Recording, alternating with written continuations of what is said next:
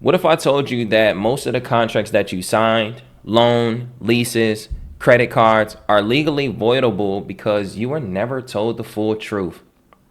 In this video, I'm going to be breaking down the legal requirements for full disclosures as it pertains to contracts, how banks and lenders violate that rule every single day, and how to challenge agreements that were never truly valid.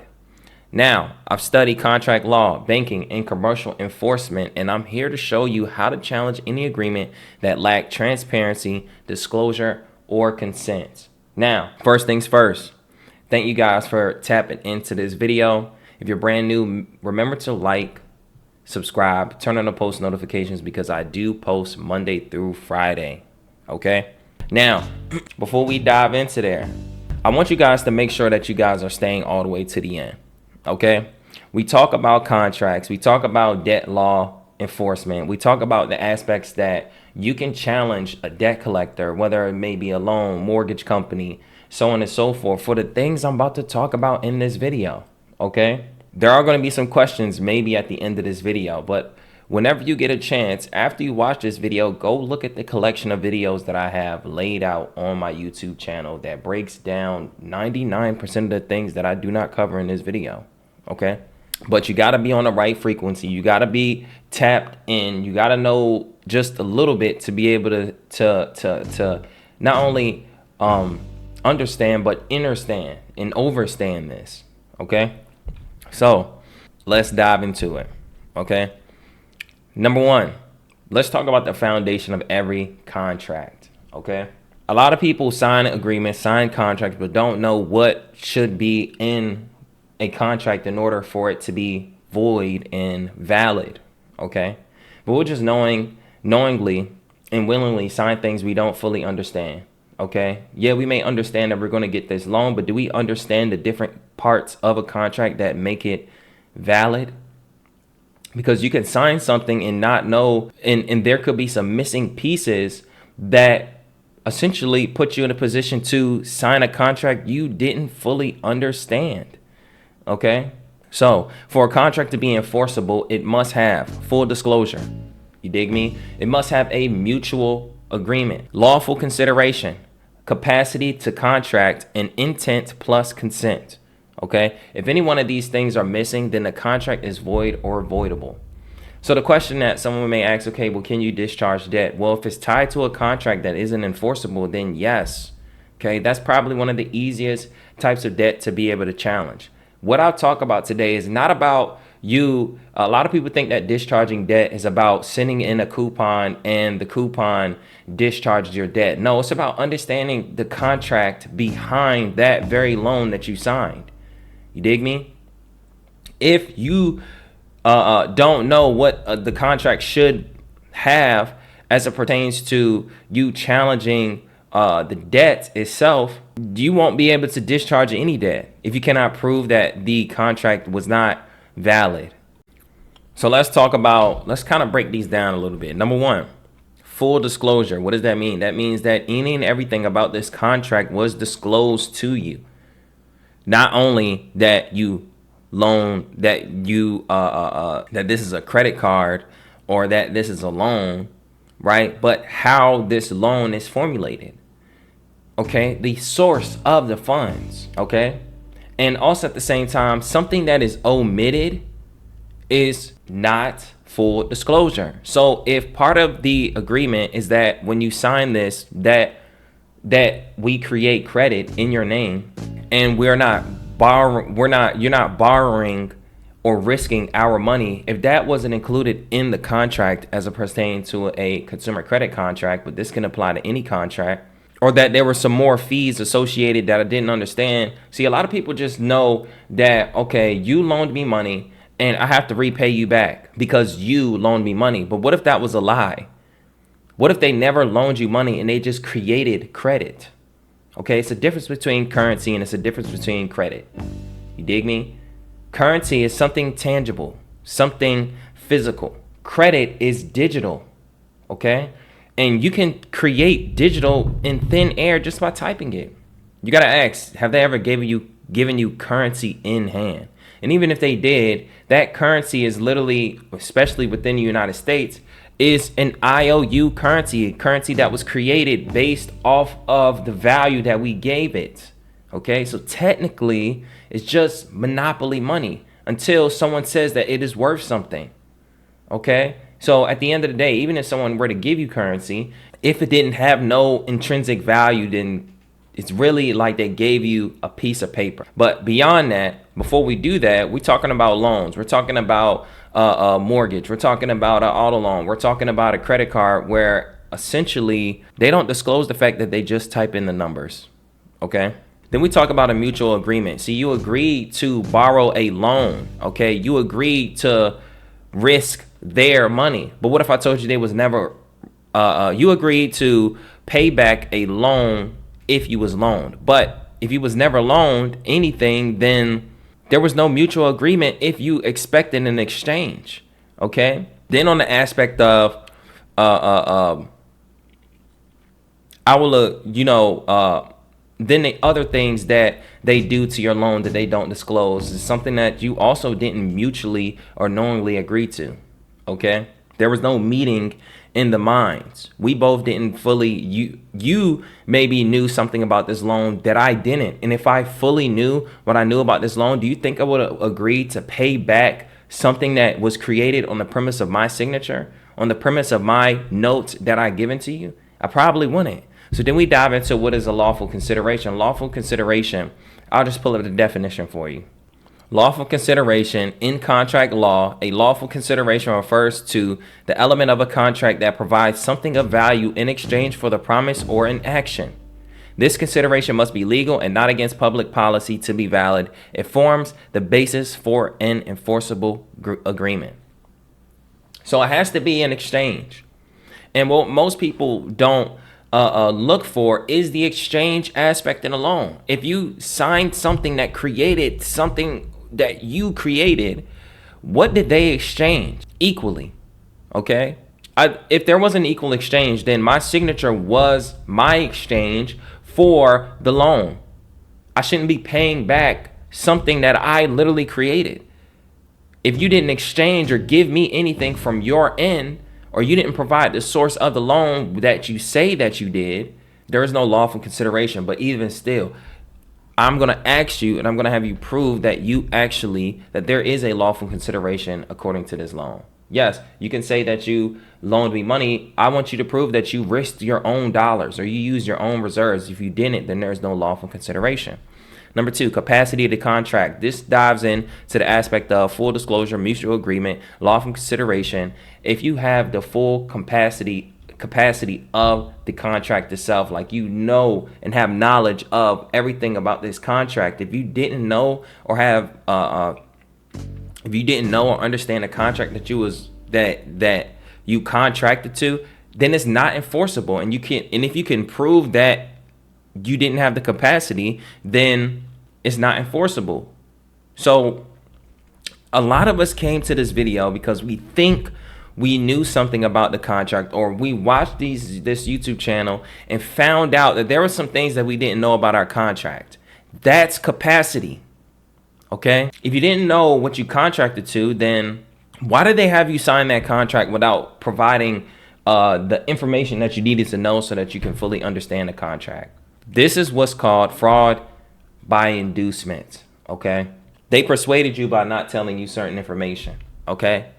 And then intent versus consent. When you look at intent refers to the party's desire to be bound by the terms of a contract, while consent demonstrates their voluntary knowing agreement to those terms. Okay? It says it right here. Okay? The difference between intent and consent. Intent refers to parties' desire to be bound by the terms of the contract, while consent demonstrates their voluntary and knowing agreement to those terms. Okay? Legally binding contracts requires both parties to have the intent to create legal relations and to freely consent to the agreement. Okay? So there has to be intention. You have to intend to do something, right? And consent signifies that each party has voluntarily, knowingly agreed to the contract terms. This requires that they understand the meaning of the agreement and are not coerced or misled into signing it. So part of the misleading that the banks do is they will say, when you sign this agreement, we're going to loan you our money. That's misleading, okay? Because you do not loan us money. When you look at 12 USC 1431, and this is a part that banks don't tell you, okay? This is the powers and duties of banks, okay? And you can go and read this subsection yourself, but to take a look at exactly what it says, for each federal home loan bank shall have the power, subject to the rules, regulations prescribed by the director, to borrow and give securities, therefore to pay interest thereon, to issue debentures, bonds, and other obligations, such terms and conditions as a director may approve. Okay, so the key word is borrow and give. Okay, if you didn't know what security was, security means money in banking sense. Okay, nowhere does it say loan. It says that they borrow. Who are they borrowing from? Us or the Federal Reserve Bank, okay? And number two, give. So after they borrow it, they're supposed to give it. That is their duty. My bad. So all the elements that I just talked about, if any one of these are missing, then the contract is void or voidable, okay? No contract is valid if you don't know what you are agreeing to, okay? It's just as simple as that, all right? Based off of strict information and truth versus me going on a rant about, oh, this, that, and the third. Yes, I do get all of that, but that is not about you crying about that. It's about you knowing those elements and you challenging them on it. Start taking the action and challenging them on it. So here's what most people, this is what you never get told. Just to break down everything I just talked about, but let's just figure out exactly what you don't get told.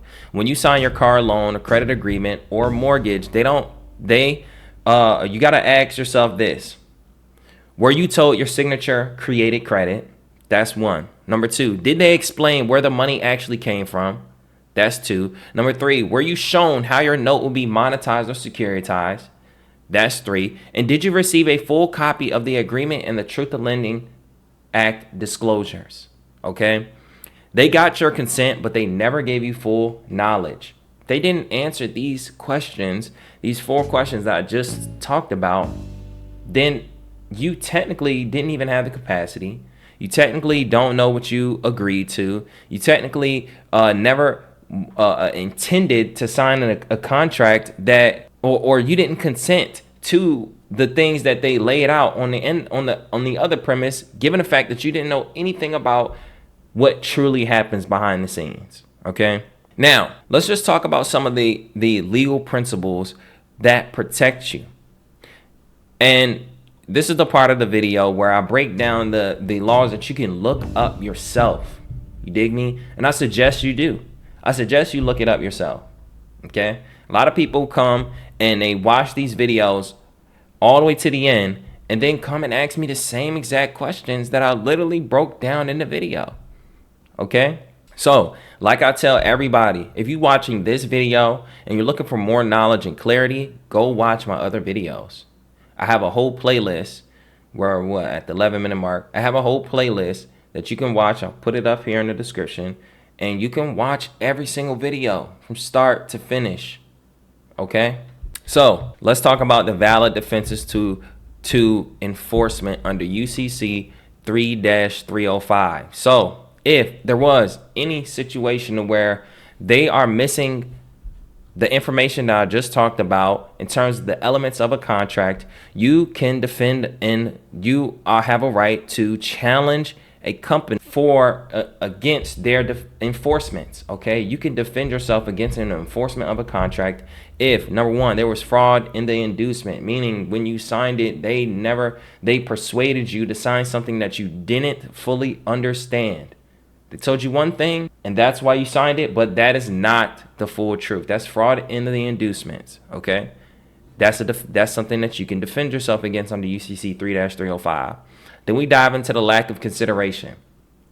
If there was no equal exchange, then you can defend yourself against a company that tries to enforce a contract that never exchanged anything to you or can't prove that there was a consideration of the contract, okay? And then we dive into misrepresentation. Misrepresentation is misleading you, not telling you the truth. Okay? It's just as simple as that. Okay? So, a defense of the obligor based on infancy of the obligor to the extent it is a defense to a simple contract, duress, okay, lack of legal capacity or illegality of the transaction, which under the law nullifies the obligation, fraud that induced the obligor to sign the instrument with neither knowledge nor reasonable opportunity to learn of its character or essential terms, okay, discharge of an obligor in insolvency proceedings. And that's just the first part of this section here. Okay. So you can defend yourself if it follows under these guidelines here. And that's UCC 3-305. Then we dive into the Truth in Lending Act 15 U.S.C. 1601. You dig me?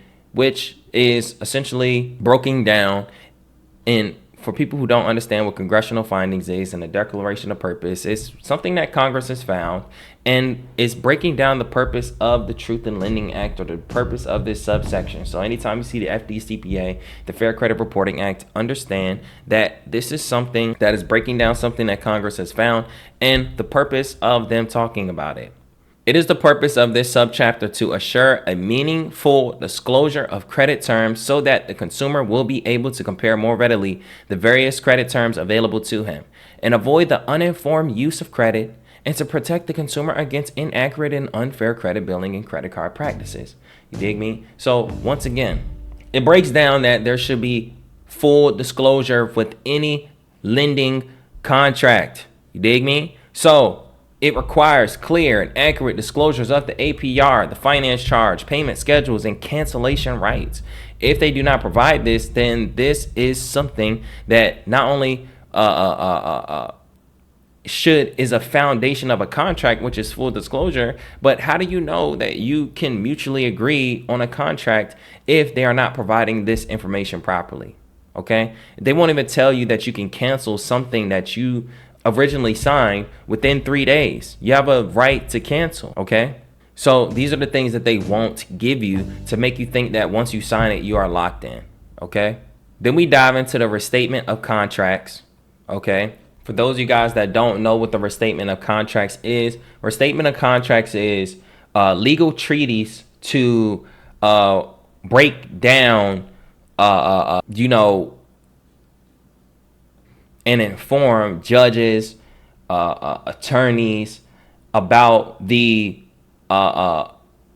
legal principles of contract law. Okay, so again, this is something that judge and attorney must study. This is why when you start to bring up the aspect of contract law, they cannot deny it. Okay, because if they deny it or they act like they don't know this, then they should be disbarred.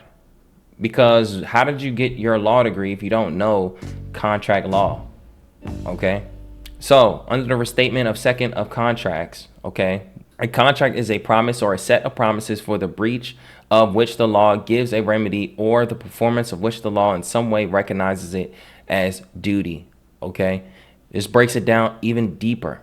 Okay, a promise is a manifestation of intention to act or refrain from acting in a specific way, so made as to justify a promise in understanding that a commitment has been made. 2, the person manifesting the intention is the promisor. The person whom the manifestation is addressed is the promisee, where performance will benefit a person other than the promise. That person is a beneficiary. Okay, so misrepresentation, mistake, or lack of disclosure renders a contract voidable. Okay, and I suggest that you go and take a look at this section yourself. There's a lot of details in here that breaks down and pretty much breaks down exactly what is informed to judges and attorneys. So this is something that they cannot deny. Okay, when you are challenging the contract, it is beyond them saying you agreed to pay. When someone says that you agreed, but it doesn't follow these aspects where you had full intention, okay, where you understood the commitment that was made, okay, when there was a lack of full disclosure, when there was a mistake or misrepresentation, how can you agree to something that they lied about, didn't disclose everything about, and also it wasn't even a mistake? It's actually a mistake that you will sit here and say that I agreed to something that I had no capacity over. Okay, so when you look at Janoski versus Countrywide Home Loans. This is some contract law that essentially, after 3 years, after borrowing money to refinance their home mortgage, the Janoski sent the lender a letter purporting to rescind the transaction. The lender replied, refusing to acknowledge the rescission's validity. 1 year, 1 day later, the Janoskis filed suit seeking a declaration of rescission and damages. The district court entered judgment on the pleadings, concluding that the borrower can exercise the Truth in Lending Act's right to rescind only by filing a lawsuit within 3 years of the date loan was consummated. The Eighth Circuit affirmed, and the unanimous Supreme Court was reversed. A borrower exercising his right to rescind under the Act need only to provide written notice to the lender within a 3-year period, not file suit within that period, and essentially says a borrower shall have the right to rescind by notifying the creditor of his intention to do so. Long story short, just to break this down, you don't need to file a suit to rescind a transaction. You go and you challenge the company, or as a matter of fact, you just rescind it. If the company decides to take legal action, or if the company decides to ignore it, then that's when you, or if the company tries to still collect on the debt as if you didn't send this notice, this is when you start to file suit. But you don't need to file suit to rescind the transaction. But you challenge the fact that they ignored it and they didn't allow you to exercise your right, or they act like this wasn't a right that was given to you. Okay? So all you have to do is provide written notice. And essentially, if in some way, shape, or form they believe that they gave full disclosure, then they must prove it. Okay? Now, let's dive into how to challenge these agreements. Number 1, send a conditional acceptance. Okay? Agree to contract if they can prove lawful disclosure and consideration. You're essentially saying, hey, if you can prove X, Y, and Z, then I will agree. But if you cannot, then it is voidable. Okay, so now this shifts the burden of proof onto them. It's not about you yelling at them and trying to teach them about debt discharge, something they already know. It's about you challenging whether or not they have provided the proper disclosures to you to determine whether the contract is valid or not. Okay, it's very different from me challenging and determining whether the debt should be discharged or not and trying to educate them on debt discharge. This is why we lose, because we try to educate them on debt discharge when they already know what debt discharge is. Okay? When you do conditional acceptance, this requires them to perform in a certain way. You have now created a contract between you and them where you say, hey, I will agree, contract being formed if you can prove X, Y, and Z. Performance. Okay? Number 2, request the original wet ink signature. Many lenders only have digital or copies, and essentially a copy or anything digital is not enforceable. If they cannot produce the actual contract where you signed it in wet ink, then it is not enforceable. And technically, if you go to court, they must have it. You should have it, not a copy. Okay? Number 3, file an affidavit of truth, okay? Declare under oath that you were not given full disclosure. Declare under oath any truths that you know. Because if they do not respond, or if they do not challenge your truths, then it will be deemed as true in the eyes of the law, okay? If I say, hey, I am, I wasn't loaned any money, and then you respond back not even addressing that, not even proving that that you loaned me money, then it is true, okay? These are facts that I know, and unless you say otherwise, it is true. That's what an affidavit of truth is. People think that it's a certain way to understand these things. You can look up affidavit of truth, how to properly write one online, and you can literally put together affidavit of truth. What are the truths that you know? If you don't know any of the truths and what truths to challenge them directly, then it's not something that you should do. Number 2, use a notice of rescission, especially within the 3-year window or sooner. Okay, so it's best when you start to challenge these things much faster than later. Okay, so I typically tell people to understand exactly what they are doing. You don't always have to go the rescission route. Okay, you can start to challenge the contract without going through the rescission route. Okay, this is the aspect of you demanding proof of lawful consideration, asking where the money came from, who funded this. Okay, it's just as simple as that. Was there an even exchange? If there was no even exchange, then what are we talking about? Okay, And until you prove that there was an even exchange, there's no dime that's coming out of my pocket until you can prove there was an even exchange. Okay? So now that you guys understand the different aspects of how contracts is something that companies never teach you. They never give you any and everything and give you full disclosure of these things. Now you know why, and the reason why we challenge contracts. It's a contract battle, it's not about money. It's not, it's about contracts. You dig me? So essentially, contracts only have the power when it is made in truth. When you didn't have full knowledge, you didn't give full consent. Okay? You didn't agree to something you didn't know any and everything about. And the law is very clear. I can show you contract law. I can show you the UCC codes. I can show you the Truth in Lending Act that essentially says that if there is no real meeting of the minds, then the agreement doesn't stand, and you still wouldn't challenge them. Or better yet, you still would sit here and have questions about debt discharge and make it more about, I shouldn't be paying them. No, if you can't prove that you can't pay them, or you can't prove these things, or you don't challenge them on these specific things, then yes, they're going to keep coming after you for debt. Now, if you employ these things, right? And again, this is not legal advice. But if you do employ these things and they in some way, shape, or form try to ignore it, then if you are reading the things that I am reading, there's literally things in the law that says, hey, there will be under criminal liability.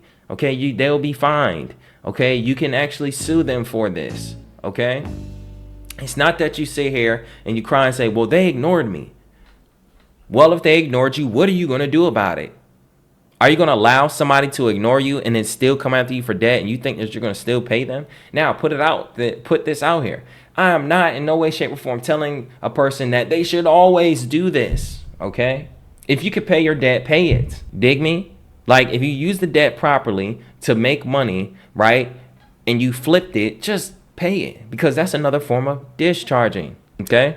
Because there's so much pushback in the aspect of debt discharge, because there's so much pushback from the banks, yes, this is going to take more time than just making money in some cases. Taking more time and energy to do this instead of finding a way to make money is, this will put you in a constant cycle, but you can use this for certain situations where you have to. Let's just say you are about to be foreclosed on. Let's just say you have a large debt that you can't pay back. Let's just say that there's a situation where your car is about to be repossessed. Let's just say there's a debt collector reaching out to you, and you know for a fact that that debt collector has no legal standing to collect on the debt. Let's just say if there's a situation like that, do it. Let's just say it's a situation where it's already messed up your credit report. Do it. Don't take, if your credit is already good, keep doing what you're doing and keep building up your credit. Don't dive into these processes if you want to keep your credit up there and you want to keep participating in commerce. But if you're in a situation where you're done applying for credit, you're done getting loans and things of that nature, you can use this to your advantage to where,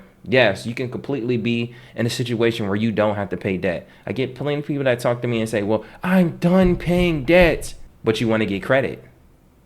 What's the point of you getting more credit if you're done paying debt? If you're done paying debt, then start employing these things. The worst that can happen is that your score drops. But if you're not applying for anything, then it doesn't matter. Understand that the credit score is literally just a number.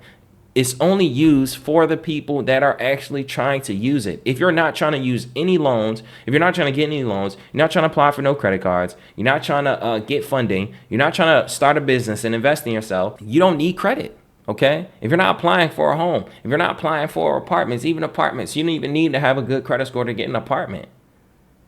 All you have to do is pay the security deposit.